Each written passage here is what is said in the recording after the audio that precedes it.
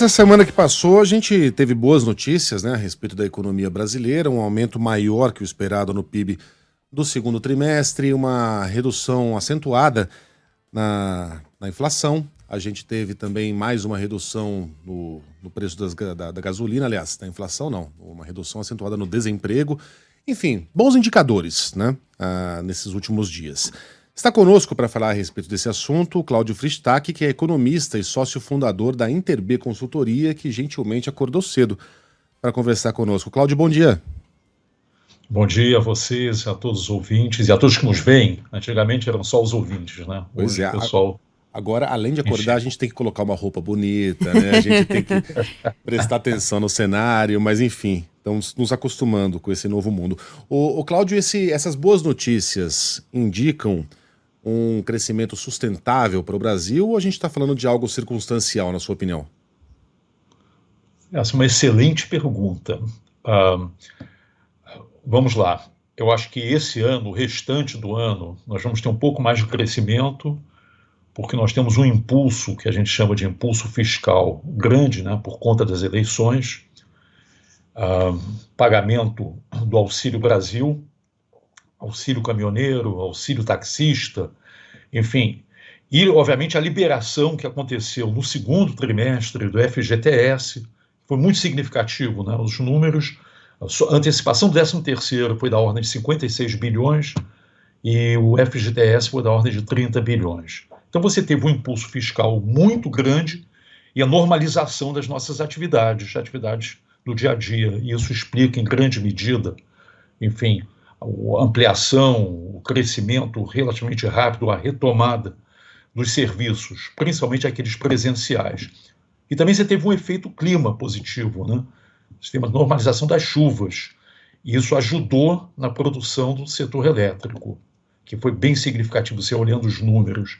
A questão é saber se isso continua, se isso é persistente, se isso daí é perdurável, exatamente a tua pergunta. Eu, assim, esse ano, nesse trimestre que nós estamos percorrendo, que se encerra no final desse mês de setembro, nós vamos continuar a ter um impulso grande do ponto de vista fiscal, ou seja, desonerações continuam, finalmente agora, a partir de agosto do mês passado, pagamento do Auxílio Brasil, esse aumento, né, esse incremento chamado emergencial. Isso quer dizer que o ano de 2022 deve fechar em algo como 2,5%, 2,7% de crescimento, que é um bom crescimento para a nossa economia, dado que o potencial de crescimento não inflacionário da economia brasileira é bem abaixo disso, né? A questão é 2023. E em 2023 existe uma convergência de visões, hoje, que será um ano muito difícil.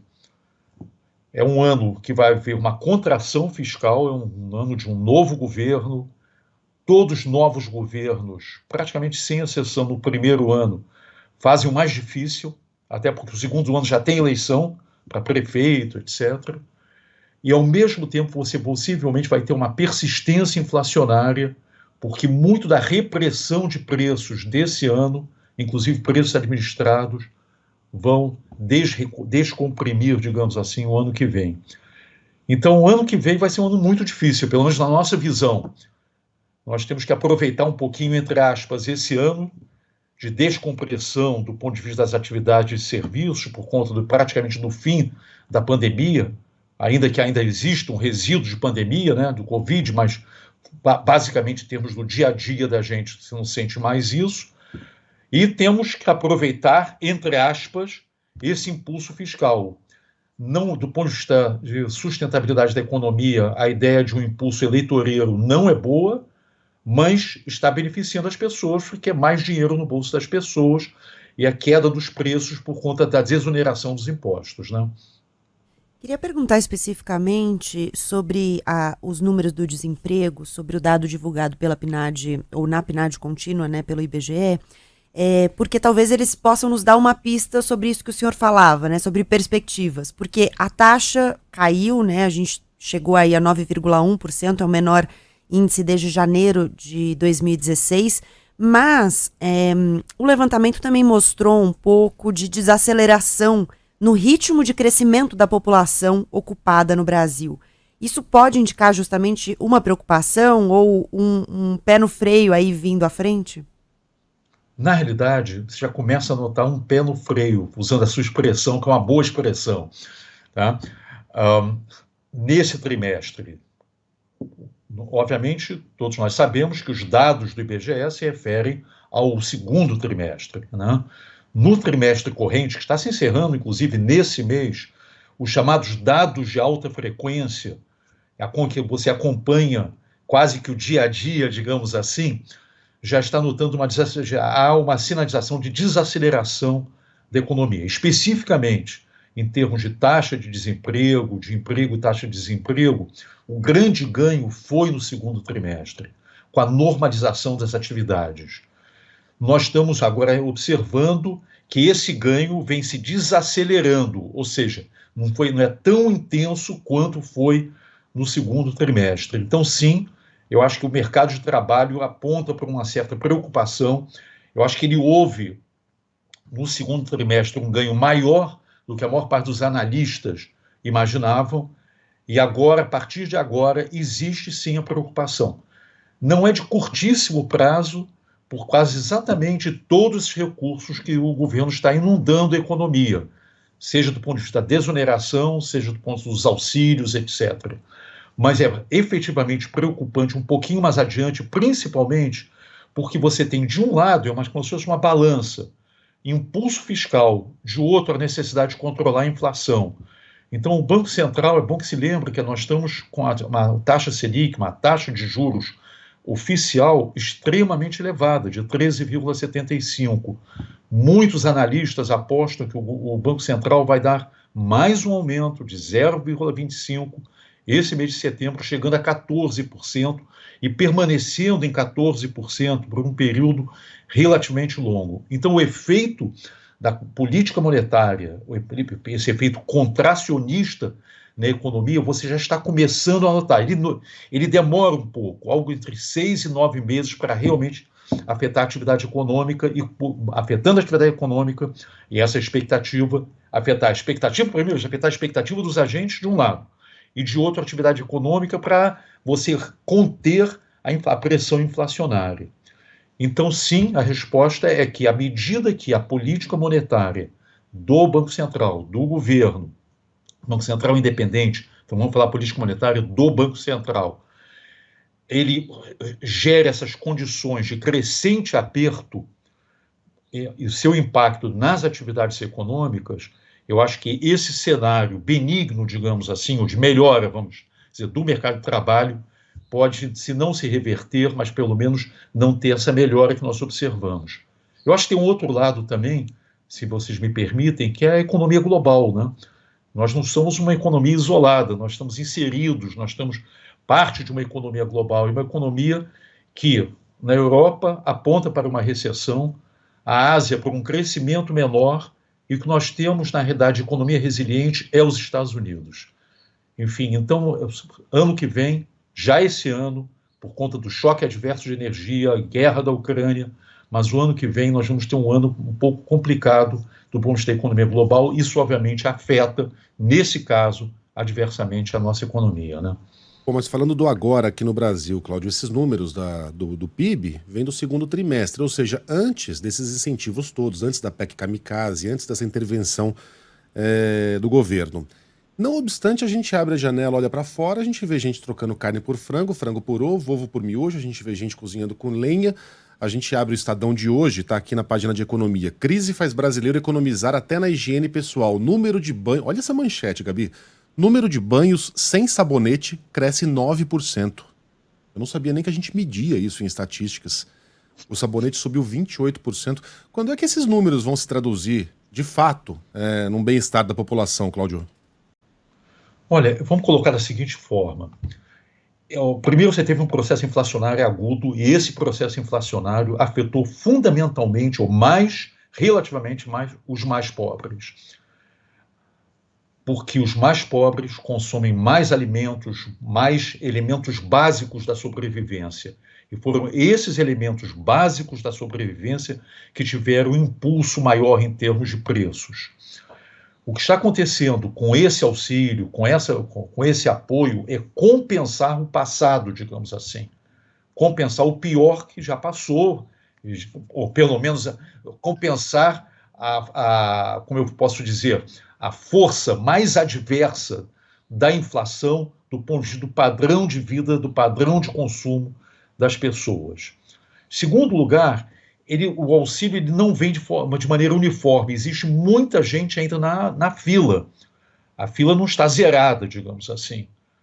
E, infelizmente, existe uma perspectiva que esse auxílio só vá de acordo com o orçamento do governo até o final do ano. Então, mais ou menos, reforça essa ideia da coisa ser eleitoreira. Esse é um lado da história. O outro lado é que a desoneração, ainda que tenha sido importante para a classe média que usa o automóvel, etc., do ponto de vista dos combustíveis, né? Ela tem um impacto relativamente menor nos mais pobres. Se você olha o padrão de consumo de acordo com o IBGE, enfim, a pesquisa de orçamento das famílias, no caso do que eles consomem exatamente, as famílias mais pobres consomem relativamente menos combustível. As famílias de classe média, acho que estamos falando aqui nós, assim, nessa sala, consomem relativamente mais combustível. Então, a desoneração do governo, que tem impacto bastante adverso do ponto de vista dos estados e vai cobrar um preço ano que vem, inclusive do ponto de vista de gastos de saúde e educação dos estados e também dos municípios, enfim, essa desoneração ela tem um impacto maior na classe média do que nos mais pobres. Os mais pobres vão ser afetados de forma diferenciada pelo auxílio que está sendo pago, começou a ser pago o mês passado.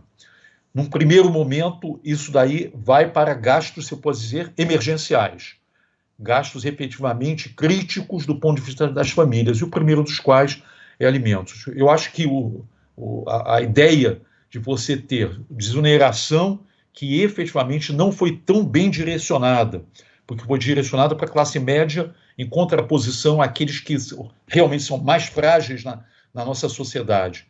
E agora um auxílio que possivelmente a gente não sabe como ele vai ser pago ano que vem, enfim, não há muito espaço fiscal. Eu acho que essa combinação não é uma combinação boa do ponto de vista da pergunta anterior, que era a sustentabilidade do processo de crescimento da nossa economia e de redução da desigualdade, porque nós temos que falar nessas duas dimensões, crescimento de um lado, redução da desigualdade de outro, que são os grandes problemas que nós vivemos, né?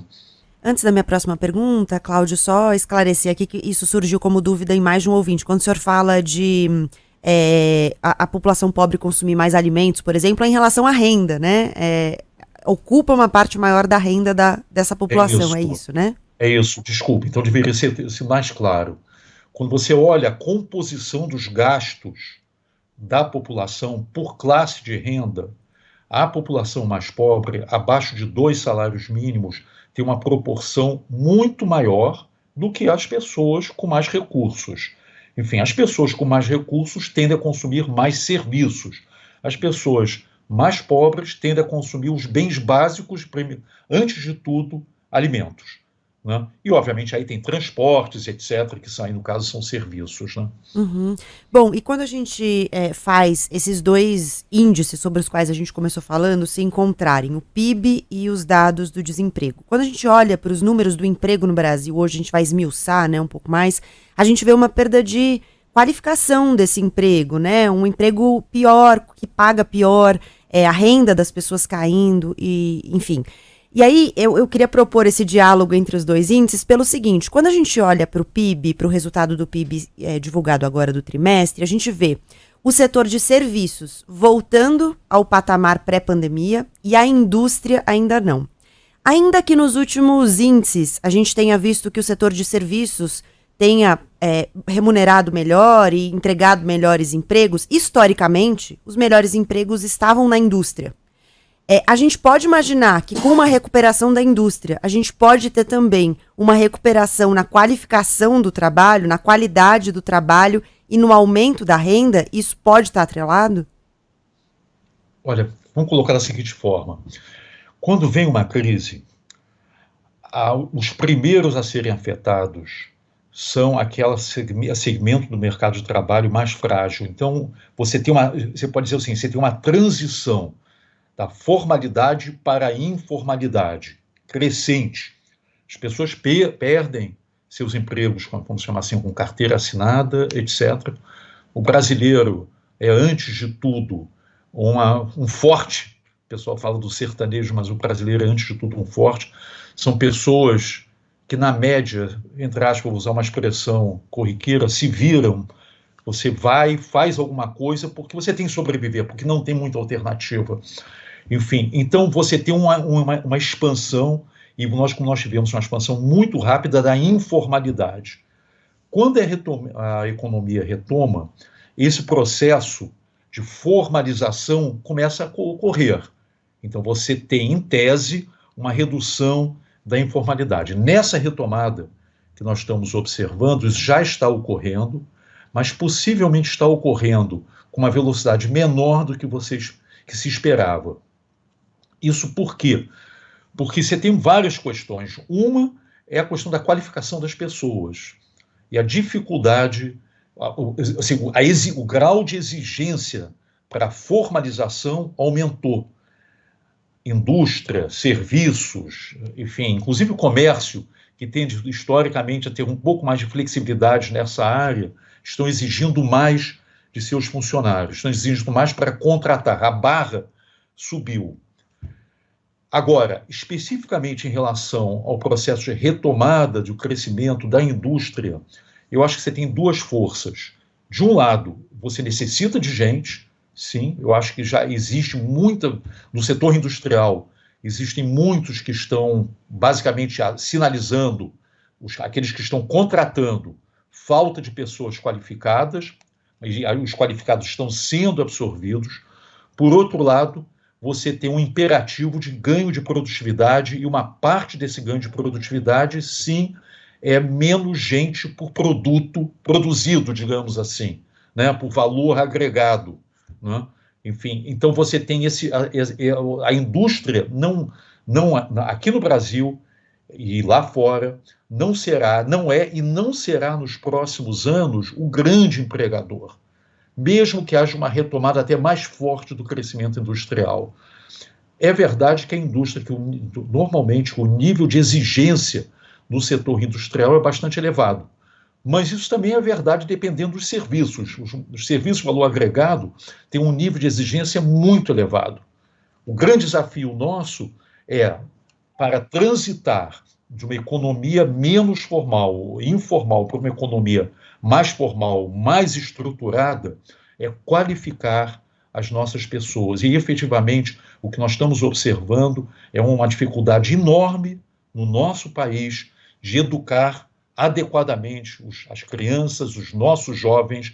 Nós temos uma tragédia no segundo grau, porque muitos jovens sabem, sem saber o mínimo, digamos assim. Quando você olha os indicadores do chamado exame PISA, né, o exame que mede as qualificações básicas em língua, em matemática, entre os países que estão na OCDE e mais alguns, nós não pertencemos à OCDE, mas alguns, o Brasil, infelizmente, tem um desempenho muito ruim, lá embaixo. E nós temos que realmente transformar isso, porque aí, mesmo que haja demanda por gente mais qualificada, você não vai ter oferta. E, aliás, nós já estamos observando isso, né?